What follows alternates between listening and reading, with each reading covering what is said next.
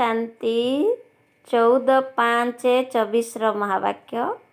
ମିଠା ବାବା କହୁଛନ୍ତି, ମିଠେ ବଚ୍ଚେ ଆତ୍ମ ଅଭିମାନୀ ହୁଅ। ମୁଁ ଶରୀର ନୁହେଁ, ଆତ୍ମା ଅଟେ। ଏହା ହେଉଛି ପ୍ରଥମ ପାଠ। ଏହି ପାଠ ସମସ୍ତଙ୍କୁ ଭଲ ଭାବରେ ପଢ଼ାଅ। ଆଜିର ପ୍ରଶ୍ନ ଅଛି, ଜ୍ଞାନ ଶୁଣାଇବାର ଶୈଳୀ କ'ଣ? କେଉଁ ବିଧିରେ ଜ୍ଞାନ ଶୁଣାଇବାକୁ ହେବ? ଜ୍ଞାନ ଶୁଣାଇବାର ଶୈଳୀ କ'ଣ? କେଉଁ ବିଧିରେ ଜ୍ଞାନ ଶୁଣାଇବାକୁ ହେବ? ଉତ୍ତର, ଜ୍ଞାନର କଥାଗୁଡ଼ିକୁ ବହୁତ ଖୁସିର ସହିତ ଶୁଣାଅ। ବାଧ୍ୟ ବାଧକତାରେ ନୁହେଁ। ତୁମେମାନେ ପରସ୍ପର ମଧ୍ୟରେ ଜ୍ଞାନ ଚର୍ଚ୍ଚା କର। ଜ୍ଞାନର ମନନ ଚିନ୍ତନ କର। ତାପରେ କାହାକୁ ଶୁଣାଅ। ନିଜକୁ ଆତ୍ମା ମନେକରି ପୁଣି ଆତ୍ମାକୁ ଶୁଣାଇବା ଦ୍ୱାରା ହିଁ ଶୁଣୁଥିବା ଆତ୍ମାକୁ ମଧ୍ୟ ଖୁସି ଲାଗିବ। ଓମ୍ ଶାନ୍ତି। ବାବା କହୁଛନ୍ତି, ଆତ୍ମ ଅଭିମାନୀ ବା ଦେହୀ ଅଭିମାନୀ ହୋଇ ବସ। କାହିଁକି ନା ଆତ୍ମାରେ ହିଁ ଭଲ ବା ମନ୍ଦ ସଂସ୍କାର ଭରା ହୋଇଥାଏ। ସବୁ କଥାର ପ୍ରଭାବ ଆତ୍ମା ଉପରେ ପଡ଼ିଥାଏ। ଆତ୍ମାକୁ ହିଁ ପତିତ କୁହାଯାଉଛି। ଯଦି ପତିତ ଆତ୍ମା କୁହାଯାଉଛି, ତେବେ ନିଶ୍ଚୟ ଜୀବାତ୍ମା ହିଁ ହୋଇଥିବ, ଅର୍ଥାତ୍ ଆତ୍ମା ଶରୀର ସହିତ ରହିଥିବ। ପ୍ରଥମ କଥା, ବାବା କହୁଛନ୍ତି, ତୁମେ ଆତ୍ମା ହୋଇ ବସ। ନିଜକୁ ଶରୀର ନୁହେଁ, ଆତ୍ମା ମନେକରି ବସ। ଆତ୍ମା ହିଁ ଏହି କର୍ମ ଇନ୍ଦ୍ରିୟକୁ ପରିଚାଳିତ କରୁଛି। ବାରମ୍ବାର ନିଜକୁ ଆତ୍ମା ଭାବିବା ଦ୍ୱାରା ପରମାତ୍ମା ମନେ ପଡ଼ିବେ। ଯଦି ଦେହ ମନେ ପଡ଼ିଲା, ତେବେ ଦେହର ପିତା ମନେ ପଡ଼ିବେ। ସେଥିପାଇଁ ବାବା କହୁଛନ୍ତି, ଆତ୍ମ ଅଭିମାନୀ ହୁଅ। ବାବା ଶିକ୍ଷା ଦେଉଛନ୍ତି, ଏହା ହେଉଛି ମୁଖ୍ୟ ଶିକ୍ଷା। ତୁମେ ଆତ୍ମା ଅବିନାଶୀ ଓ ଶରୀର ବିନାଶୀ ଅଟେ। ମୁଁ ଆତ୍ମା ଅଟେ। ଏହି ପ୍ରଥମ ଶବ୍ଦକୁ ମନେ ନ ପକାଇବ ତ ଶକ୍ତିହୀନ ହୋଇଯିବ। ମୁଁ ଶରୀର ନୁହେଁ, ମୁଁ ଆତ୍ମା। ଏହି ପାଠ ବର୍ତ୍ତମାନ କେବଳ ବାବା ହିଁ ପଢ଼ାଉଛନ୍ତି। ଏହା ପୂର୍ବରୁ କେହି ହେଲେ ଏହି ପାଠ ପଢ଼ାଇ ନଥିଲେ। ବାବା ଆସିଛନ୍ତି ଆତ୍ମ ଅଭିମାନୀ କରାଇ ଜ୍ଞାନ ଦେବା ପାଇଁ। ପ୍ରଥମ ଜ୍ଞାନ ହେଉଛି, ହେ ଆତ୍ମା, ତୁମେ ପତିତ ହୋଇଯାଇଛ। କାରଣ ଏହା ହେଉଛି ପୁରୁଣା ଦୁନିଆ। ପ୍ରଦର୍ଶନୀରେ ମଧ୍ୟ ତୁମେ ପିଲାମାନେ ଅନେକଙ୍କୁ ବୁଝାଉଛ। ଯଦି କେହି କିଛି ପ୍ରଶ୍ନ ଉତ୍ତର କରୁଛନ୍ତି, ତେବେ ତୁମକୁ ଦିନର ଆରାମ ସମୟରେ ପରସ୍ପର ମଧ୍ୟରେ ଭାବର ଆଦାନ ପ୍ରଦାନ କରିବା ଦରକାର। କିଏ କ'ଣ କ'ଣ ପ୍ରଶ୍ନ ପଚାରିଲେ ଏବଂ ଆମେ କ'ଣ ବୁଝାଇଲୁ, ତାପରେ ପୁଣି ତାଙ୍କୁ ବୁଝାଇବା ଦରକାର। ଏ କଥାକୁ ସେଭଳି ନୁହେଁ, ଏହିଭଳି ବୁଝାଇବା ଆବଶ୍ୟକ। ବୁଝାଇବାର ଶୈଳୀ ସମସ୍ତଙ୍କର ଏକ ସମାନ ହୋଇନଥାଏ। ମୂଳ କଥା ହେଉଛି, ନିଜକୁ ଆତ୍ମା ମନେ କରୁଛ ନା ଦେହ? ଦୁଇ ଜଣ ପିତା ତ ସମସ୍ତଙ୍କର ଅଛନ୍ତି। ଯିଏ ବି ଦେହଧାରୀ ମଣିଷ ହୋଇଥାନ୍ତୁ, ତାଙ୍କର ଲୌକିକ ପିତା ମଧ୍ୟ ଅଛନ୍ତି ଏବଂ ପାରଲୌକିକ ପିତା ମଧ୍ୟ ଅଛନ୍ତି। ଲୌକିକ ପିତା ତ ସମସ୍ତଙ୍କର ଅଛନ୍ତି। ଏଠାରେ ତୁମକୁ ପାରଲୌକିକ ପିତା ମିଳିଛନ୍ତି। ସେ ଆମ ଆତ୍ମାମାନଙ୍କୁ ବସି ବୁଝାଉଛନ୍ତି। ସେ ଏକାଧାରରେ ପିତା, ଶିକ୍ଷକ ଏବଂ ଗୁରୁ ମଧ୍ୟ ଅଟନ୍ତି। ଏହି କଥା ବୁଦ୍ଧିରେ ପକ୍କା କରିନେବା ଉଚିତ। ତୁମେ ଯଦି କାହାକୁ ବୁଝାଉଛ, ସେ ଯେଉଁ ଯେଉଁ ପ୍ରଶ୍ନ ତୁମକୁ ପଚାରୁଛନ୍ତି, ସେ ସମ୍ବନ୍ଧରେ ପରସ୍ପର ମଧ୍ୟରେ ଆଲୋଚନା କରିବା ଦରକାର। ଯେଉଁମାନେ ବୁଦ୍ଧିମାନ, ସେମାନେ ମଧ୍ୟ ସାମିଲ ହେବା ଉଚିତ। ତୁମକୁ ମଧ୍ୟାହ୍ନ ସମୟରେ ସମୟ ମିଳୁଛି। ଏମିତି ନୁହେଁ କି ମଧ୍ୟାହ୍ନ ଭୋଜନ ପରେ ନିଦର ନିଶା ଲାଗିଯାଉ। ଯିଏ ଅଧିକ ଭୋଜନ କରିଥାନ୍ତି, ତାଙ୍କୁ ନିଦ୍ରା ବା ଆଳସ୍ୟ ଆସିଥାଏ। ଦିନବେଳେ ଆଲୋଚନା କରିବା ଦରକାର ଯେ ଅମୁକ ବ୍ୟକ୍ତି ଏହି ସବୁ ପ୍ରଶ୍ନ ପଚାରିଲେ, ମୁଁ ଏହି ଉତ୍ତର ଦେଲି। ଭିନ୍ନ ଭିନ୍ନ ପ୍ରକାରର ପ୍ରଶ୍ନ ତ ପଚାରିବେ, ତାଙ୍କୁ ଯଥାର୍ଥ ଉତ୍ତର ମଧ୍ୟ ଦେବାକୁ ହେବ। ଦେଖିବା ଦରକାର ଯେ ମୁଁ ତାଙ୍କୁ ଜ୍ଞାନ ପ୍ରତି ଆକର୍ଷିତ କରିପାରିଲି ଏବଂ ସେ ଉତ୍ତରରେ ସନ୍ତୁଷ୍ଟ ହେଲେ। ନଚେତ୍ ପୁଣି ସଠିକ୍ ଉତ୍ତର ବାହାର କରିବା ଦରକାର। ଯେଉଁମାନେ ବୁଦ୍ଧିମାନ ତାଙ୍କୁ ମଧ୍ୟ ବୁଝାଇବା ଦରକାର। ଏପରି ନୁହେଁ ଯେ ଭୋଜନ ପରେ ତୁରନ୍ତ ନିଦ ଆସିଗଲା। ଦେବତାମାନେ ସ୍ୱଳ୍ପ ଆହାର କରିଥାନ୍ତି କାରଣ ଖୁସିରେ ରହିଥାନ୍ତି ନା। ତେଣୁ କୁହାଯାଏ ଖୁସି ଭଳି ଖୋରାକ ନାହିଁ। ତୁମ ସନ୍ତାନମାନଙ୍କୁ ଅସରନ୍ତି ଖୁସି ହେବା ଦରକାର। ବ୍ରାହ୍ମଣ ହେବାରେ ବହୁତ ଖୁସି ରହିଥାଏ। ଖୁସି ମିଳିଲେ ହିଁ ବ୍ରାହ୍ମଣ ହୋଇଥାନ୍ତି। ଦେବତାମାନେ ଖୁସିରେ ରହିଥାନ୍ତି କାରଣ ତାଙ୍କ ପାଖରେ ଧନ ସମ୍ପତ୍ତି ମହଲ ଆଦି ସବୁକିଛି ରହିଛି। ତେଣୁ ତାଙ୍କ ପାଇଁ ଖୁସି ବହୁତ ରହିଛି। ଖୁସି ରହୁଥିବା କାରଣରୁ ବହୁତ ସୂକ୍ଷ୍ମ ଓ ସ୍ୱଳ୍ପ ଖାଇଥାନ୍ତି। ଏହା ମଧ୍ୟ ଏକ କାଇଦା ଅଟେ। ଅଧିକ ଭୋଜନ କଲେ ଅଧିକ ନିଦ ଲାଗିବ। ଯାହାକୁ ନିଦର ନିଶା ରହିଥାଏ ସେ କାହାକୁ ବୁଝାଇ ପାରିବେ ନାହିଁ। ଯଦି ବି ବୁଝାଇବେ ତେବେ ବାଧ୍ୟବାଧକତାରେ। ଏହି ଜ୍ଞାନର କଥାକୁ ବହୁତ ଖୁସିରେ ଶୁଣିବା ଏବଂ ଶୁଣାଇବା ଦରକାର। ତେବେ ବୁଝାଇବା ପାଇଁ ମଧ୍ୟ ସହଜ ହେବ। ମୁଖ୍ୟ କଥା ହେଉଛି ବାବାଙ୍କର ପରିଚୟ ଦେବା। ବ୍ରହ୍ମାଙ୍କୁ ତ କେହି ଜାଣିନାହାନ୍ତି। ପ୍ରଜାପିତା ବ୍ରହ୍ମା ଅଛନ୍ତି। ଅନେକ ପ୍ରଜା ମଧ୍ୟ ଅଛନ୍ତି। ଇଏ ପ୍ରଜାପିତା ବ୍ରହ୍ମା କିପରି ହେଲେ ଏ ବିଷୟରେ ବହୁତ ଭଲ ଭାବେ ବୁଝାଇବା ଉଚିତ। ବାବା ବୁଝାଉଛନ୍ତି ଏହାଙ୍କର ବହୁତ ଜନ୍ମର ଅନ୍ତିମ ସମୟର ବାନପ୍ରସ୍ଥ ଅବସ୍ଥାରେ ମୁଁ ପ୍ରବେଶ କରୁଛି। ନଚେତ୍ ରଥ କେଉଁଠାରୁ ଆସିବ? ଶିବ ବାବାଙ୍କ ପାଇଁ ହିଁ ରଥର ଗାୟନ ରହିଛି। ରଥ ମାଧ୍ୟମରେ କିପରି ଆସୁଛନ୍ତି ଏ ବିଷୟରେ ଦ୍ୱନ୍ଦ୍ୱରେ ପଡ଼ୁଛନ୍ତି। ରଥ ତ ନିଶ୍ଚିନ୍ତ ରୂପେ ଦରକାର। ଶ୍ରୀକୃଷ୍ଣ ତ ତାଙ୍କର ରଥ ହୋଇପାରିବେ ନାହିଁ। ତେବେ ନିଶ୍ଚିତ ରୂପେ ବ୍ରହ୍ମା ଦ୍ୱାରା ବୁଝାଇବେ। ଉପରେ ଥାଇ ତ କହିବେ ନାହିଁ ନା। ତେବେ ବ୍ରହ୍ମା କେଉଁଠାରୁ ଆସିଲେ? ବାବା ବୁଝାଇଛନ୍ତି ଯିଏ ପୁରା 84 ଜନ୍ମ ନେଇଛନ୍ତି ମୁଁ ତାଙ୍କ ଶରୀରରେ ପ୍ରବେଶ କରୁଛି। ଇଏ ନିଜେ ମଧ୍ୟ ଜାଣିନାହାନ୍ତି। ମୁଁ ଶୁଣାଉଛି। କୃଷ୍ଣଙ୍କୁ ତ ରଥର ଆବଶ୍ୟକତା ହିଁ ନାହିଁ। କୃଷ୍ଣ କହିବା ଦ୍ୱାରା ପୁଣି ତ ଭାଗୀରଥ ଗୁପ୍ତ ହୋଇଯାଉଛନ୍ତି। କୃଷ୍ଣଙ୍କୁ ତ ଭାଗୀରଥ କୁହାଯାଇ ପାରିବ ନାହିଁ। ତାଙ୍କର ତ ପ୍ରଥମ ଜନ୍ମ ରାଜକୁମାର ଉପରେ ହେବ। ତେଣୁ ପିଲାମାନଙ୍କୁ ଅନ୍ତରର ସହିତ ବିଚାର ସାଗର ମନ୍ଥନ କରିବା ଦରକାର। ପିଲାମାନେ ତ ଏକଥା ଜାଣିଛନ୍ତି। ଏହା ତ ଶାସ୍ତ୍ରରେ ଲେଖାଯାଇଥିବା କଥା ନୁହେଁ। ବାକି ହଁ ଏ କଥା ଠିକ୍ ଯେ ବିଚାର ସାଗର ମନ୍ଥନ ହୋଇଥିବା କଳସ ଲକ୍ଷ୍ମୀଙ୍କୁ ଦେଇଛନ୍ତି। ସିଏ ପୁଣି ଅନ୍ୟମାନଙ୍କୁ ଅମୃତ ପିଆଇଲେ। ତାପରେ ଯାଇ ସ୍ୱର୍ଗର ଗେଟ୍ ଖୋଲିଲା। ପରନ୍ତୁ ପରମ ପିତା ପରମାତ୍ମାଙ୍କୁ ତ ବିଚାର ସାଗର ମନ୍ଥନ କରିବାର ଆବଶ୍ୟକତା ହିଁ ନାହିଁ। ସେ ତ ବିଜୃପ ଅଟନ୍ତି। ତାଙ୍କ ଭିତରେ ଜ୍ଞାନ ଅଛି। ସେ ବି ଜାଣିଛନ୍ତି ତୁମେ ମଧ୍ୟ ଜାଣିଥିଲ।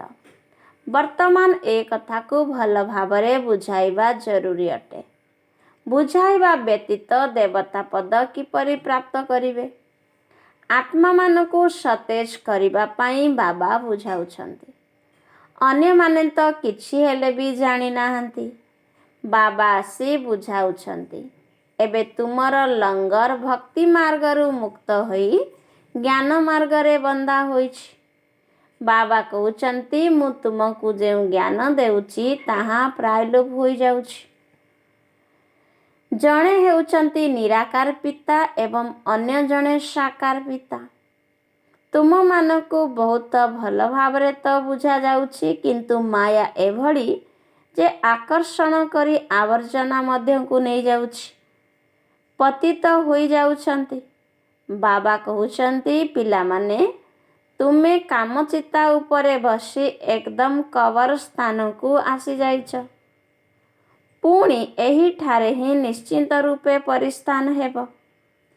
ଅଧାକଳ୍ପ ପରିସ୍ଥାନ ରହୁଛି, ପୁଣି ଅଧାକଳ୍ପ କବରସ୍ଥାନ ଚାଲୁଛି। ଏବେ ସମସ୍ତେ କବର ମଧ୍ୟକୁ ଯିବେ। ତୁମେ ସିଢ଼ି ଚିତ୍ର ଉପରେ ମଧ୍ୟ ଭଲ ଭାବରେ ବୁଝାଇ ପାରିବ। ଏହା ହେଉଛି ପତିତ ରାଜ୍ୟ। ଏହାର ବିନାଶ ନିଶ୍ଚିନ୍ତ ହେବ। ଏହି ଧରାରେ ଏବେ କବରସ୍ଥାନ ଅଛି। ପୁଣି ଏହି ଧରିତ୍ରୀ ପରିବର୍ତ୍ତନ ହୋଇ ଲୌହ ଯୁଗରୁ ପୁଣି ସୁବର୍ଣ୍ଣ ଯୁଗ ହେବ। ପୁଣି ପରେ 2 କଳା କମ୍ ହେବ। 5 ତତ୍ତ୍ୱର ମଧ୍ୟ କଳା କମ୍ ହୋଇ ଚାଲିଛି। ତେଣୁ ପୁଣି ଉପଦ୍ରବ କରିବା ଆରମ୍ଭ ହୋଇଯାଉଛି। ତୁମେ ସମସ୍ତଙ୍କୁ ଭଲ ଭାବରେ ବୁଝାଉଛ। ଯଦି ବୁଝୁନାହାନ୍ତି ତେବେ ସେମାନେ କଉଡ଼ି ସଦୃଶ ଅଟନ୍ତି। ତାଙ୍କର କୌଣସି ମୂଲ୍ୟ ନାହିଁ।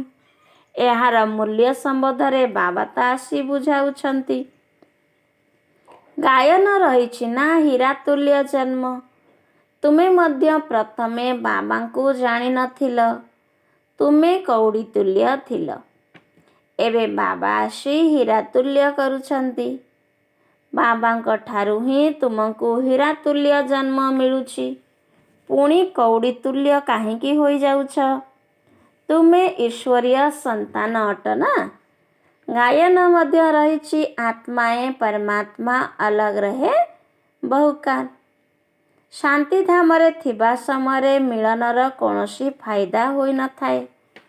ତାହା ତ କେବଳ ପବିତ୍ରତା ବା ଶାନ୍ତିର ସ୍ଥାନ ଅଟେ। ଏଠାରେ ତ ତୁମେ ଜୀବ ଆତ୍ମାମାନେ ରହୁଛ ଏବଂ ପରମାତ୍ମା ପିତା ଯାହାଙ୍କର ନିଜର ଶରୀର ନାହିଁ, ସିଏ ଶରୀର ଧାରଣ କରି ପିଲାମାନଙ୍କୁ ରାଜଯୋଗର ପାଠ ପଢ଼ାଉଛନ୍ତି। ତୁମେ ବାବାଙ୍କୁ ଜାଣୁଛ ଏବଂ କହୁଛ ବାବା। ବାବା କହୁଛନ୍ତି ହେ ସନ୍ତାନମାନେ। ଲୌକିକ ପିତା ମଧ୍ୟ କହିବେ ନା ହେ ପିଲାମାନେ ଆସ, ତେବେ ମୁଁ ତୁମକୁ ଟୋଲି ଖୁଆଇବି। ତାହେଲେ ସମସ୍ତେ ତୁରନ୍ତ ଦୌଡ଼ି ଆସିବେ। ଏହି ବାବା ମଧ୍ୟ କହୁଛନ୍ତି ପିଲାମାନେ ଆସ, ଆସ ତ, ମୁଁ ତୁମକୁ ବୈକୁଣ୍ଠର ମାଲିକ କରିବି। ତେବେ ନିଶ୍ଚିନ୍ତ ସମସ୍ତେ ଦୌଡ଼ି ଆସିବେ। ଡାକିଥାନ୍ତି ମଧ୍ୟ ଆମ ପତିତମାନଙ୍କୁ ପବିତ୍ର କରି ପବିତ୍ର ଦୁନିଆ ବିଶ୍ୱର ମାଲିକ କରାଇବା ପାଇଁ ଆସନ୍ତୁ। ଯଦି ନିଶ୍ଚୟ ଅଛି ତେବେ ମାନିବା ଦରକାର। ପିଲାମାନେ ହିଁ ଡାକିଛନ୍ତି। ମୁଁ ଆସୁଛି ମଧ୍ୟ ପିଲାମାନଙ୍କ ପାଇଁ। ପିଲାମାନଙ୍କୁ ହିଁ କହୁଛନ୍ତି ତୁମେମାନେ ଡାକିଲ, ତେଣୁ ଏବେ ମୁଁ ଆସିଲି। ପତିତ ପାବନ ବି ବାବାଙ୍କୁ ହିଁ ତ କୁହାଯିବ ନା। ଗଙ୍ଗା ଆଦିର ଜଳ ଦ୍ୱାରା ତୁମେ ପବିତ୍ର ହୋଇପାରିବ ନାହିଁ। ଅଧାକଳ୍ପ ତୁମେ ଭୁଲ ରାସ୍ତାରେ ଚାଲି ଆସିଛ। ଭଗବାନଙ୍କୁ ଖୋଜୁଛ, କିନ୍ତୁ କେହି ହେଲେ ବି ବୁଝୁନାହାନ୍ତି। ବାବା କହୁଛନ୍ତି ହେ ପିଲାମାନେ। ତେବେ ପିଲାମାନଙ୍କ ଭିତରୁ ମଧ୍ୟ ସେତିକି ଉଲ୍ଲାସର ସହ ବାହାରିବା ଦରକାର। ହେ ବାବା। କିନ୍ତୁ ସେତିକି ଉଲ୍ଲାସରେ ବାହାରୁ ନାହିଁ। ଏହାକୁ ଦେହ ଅଭିମାନ କୁହାଯାଏ। ଦେହୀ ଅଭିମାନୀ ନୁହେଁ। ତୁମେ ଏବେ ବାବାଙ୍କ ସମ୍ମୁଖରେ ବସିଛ। ଅବିନାଶୀ ପିତାଙ୍କୁ ମନେ ପକାଇଲେ ଅବିନାଶୀ ବାଦଶାହୀ ମଧ୍ୟ ନିଶ୍ଚିନ୍ତ ମନେ ପଡ଼ିବ। ଏଭଳି ଶ୍ରେଷ୍ଠ ପିତାଙ୍କ ସହିତ କେତେ ସ୍ନେହରେ ଭାବ ବିନିମୟ କରିବା ଦରକାର। ବାବା ତୁମର ନିମନ୍ତ୍ରଣରେ ଆସିଛନ୍ତି। ଡ୍ରାମା ଅନୁଯାୟୀ ଗୋଟିଏ ମିନିଟ୍ ମଧ୍ୟ ଆଗପଛ ହୋଇପାରିବ ନାହିଁ। ସମସ୍ତେ କହୁଛନ୍ତି ହେ ପିତା ଦୟାକର, ମୁକ୍ତ କର। ଆମେ ସମସ୍ତେ ରାବଣର ବନ୍ଧନରେ ଅଛୁ। ଆପଣ ଆମର ମାର୍ଗଦର୍ଶକ ହୁଅନ୍ତୁ। ତେଣୁ ବାବା ମାର୍ଗଦର୍ଶକ ମଧ୍ୟ ହେଉଛନ୍ତି। ସମସ୍ତେ ତାଙ୍କୁ ଡାକୁଛନ୍ତି ହେ ମୁକ୍ତିଦାତା, ହେ ମାର୍ଗଦର୍ଶକ, ଏଠାକୁ ଆସି ଆମକୁ ମାର୍ଗଦର୍ଶନ କରାନ୍ତୁ। ଆମକୁ ମଧ୍ୟ ସାଥିରେ ନେଇ ଚାଲନ୍ତୁ। ଏବେ ତୁମେ ସଙ୍ଗମ ଯୁଗରେ ପହଞ୍ଚି ଯାଇଛ। ବାବା ସତ୍ୟ ଯୁଗର ସ୍ଥାପନା କରୁଛନ୍ତି। ଏବେ ତ କଳି ଯୁଗ। ଏଠାରେ ତ କୋଟି କୋଟି ମନୁଷ୍ୟ ଅଛନ୍ତି। ସତ୍ୟ ଯୁଗରେ ତ ମାତ୍ର ଅଳ୍ପ ସଂଖ୍ୟକ ଦେବୀ ଦେବତା ଥିଲେ। ତେବେ ନିଶ୍ଚିନ୍ତ ରୂପେ ବିନାଶ ହୋଇଥିବ। ବିନାଶ ମଧ୍ୟ ସମ୍ମୁଖରେ ଉପସ୍ଥିତ। ଯେଉଁଥିପାଇଁ ଗାୟନ ରହିଛି ବିଜ୍ଞାନ ଘମଣ୍ଡି। ବୁଦ୍ଧିରୁ କେତେ ଉପାୟ ବାହାର କରୁଛନ୍ତି। ସେମାନେ ହେଉଛନ୍ତି ଯାଦବ ସମ୍ପ୍ରଦାୟ। ପୁଣି ଇତିହାସର ପୁନରାବୃତ୍ତି ହେବ। ଏବେ ତ ସତ୍ୟ ଯୁଗର ଇତିହାସର ପୁନରାବୃତ୍ତି ହେବ।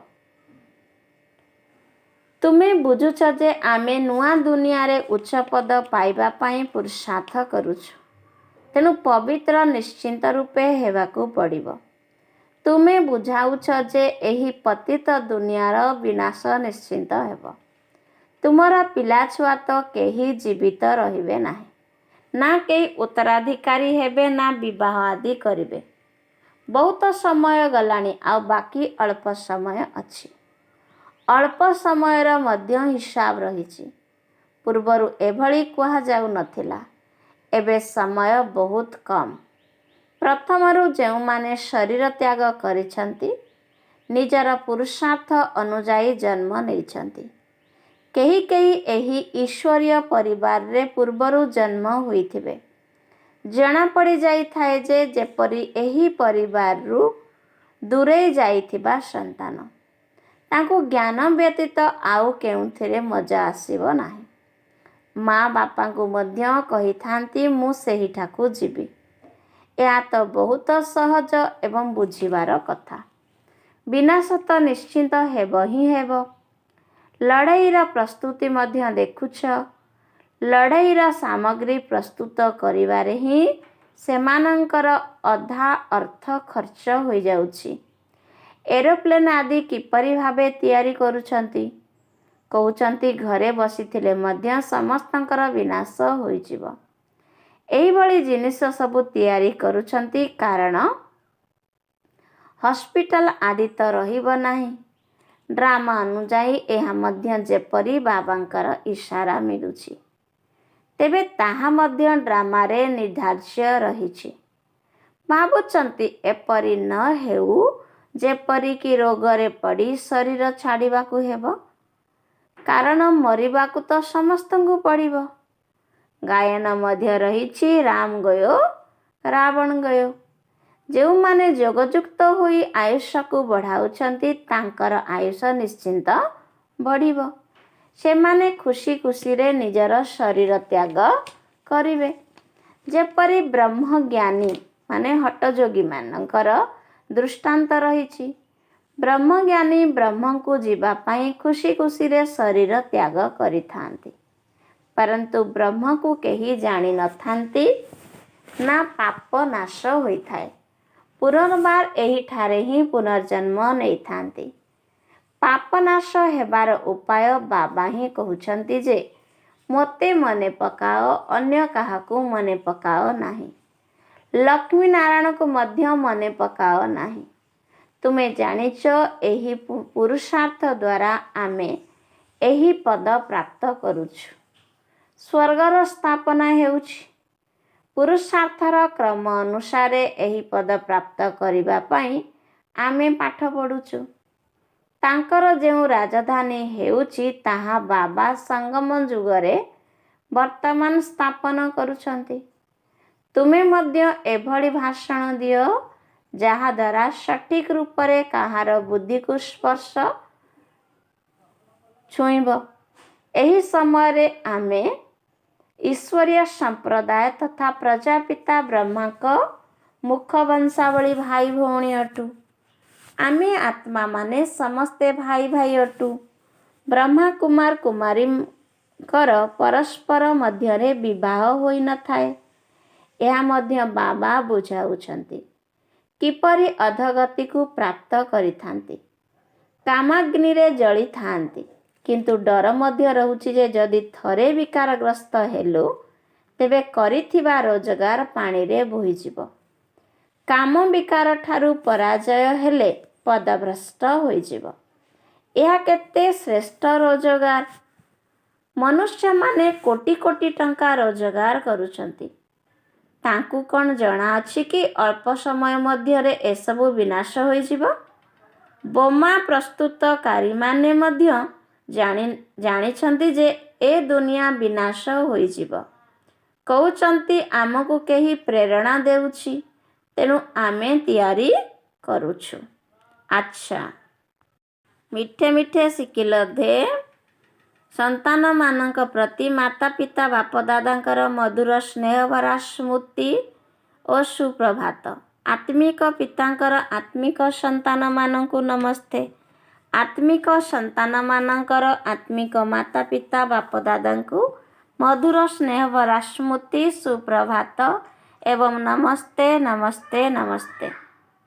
ଧାରଣା ପାଇଁ ମୁଖ୍ୟ ସାରାଂଶ। ପ୍ରଥମ ନମ୍ବର, ଜ୍ଞାନକୁ ଭଲ ଭାବରେ ଅନ୍ତରରେ ଚିନ୍ତନ ମନ୍ଥନ କରିବାକୁ ହେବ। ପରସ୍ପର ମଧ୍ୟରେ ଜ୍ଞାନର ଚର୍ଚ୍ଚା କରି ପୁଣି ଅନ୍ୟମାନଙ୍କୁ ବୁଝାଇବାକୁ ହେବ।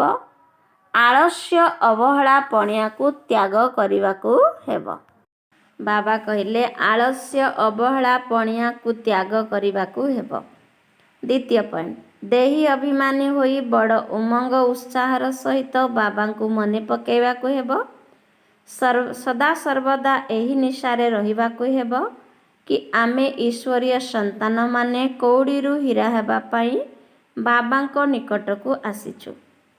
ଆଜିର ବରଦାତା ବାବାଙ୍କର ବରଦାନ ଅଛି, ଜ୍ଞାନ ସୂର୍ଯ୍ୟ ଜ୍ଞାନ ଚନ୍ଦ୍ରମାଙ୍କ ସହିତ ସାଥୀ ହୋଇ ରାତିକୁ ଦିନ କରୁଥିବା ଆତ୍ମିକ ଜ୍ଞାନ ତାରକା ଭବ।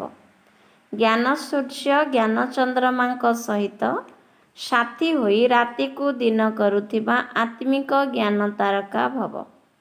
ଯେପରି ଆକାଶର ତାରକାଗୁଡ଼ିକ ରାତି ସମୟରେ ପ୍ରକଟ ହୁଅନ୍ତି, ସେହିପରି ତୁମେ ଆତ୍ମିକ ଜ୍ଞାନ ତାରକାମାନେ ମଧ୍ୟ ବ୍ରହ୍ମାଙ୍କର ରାତି ସମୟରେ ହିଁ ପ୍ରକଟ ହୋଇଥାଅ।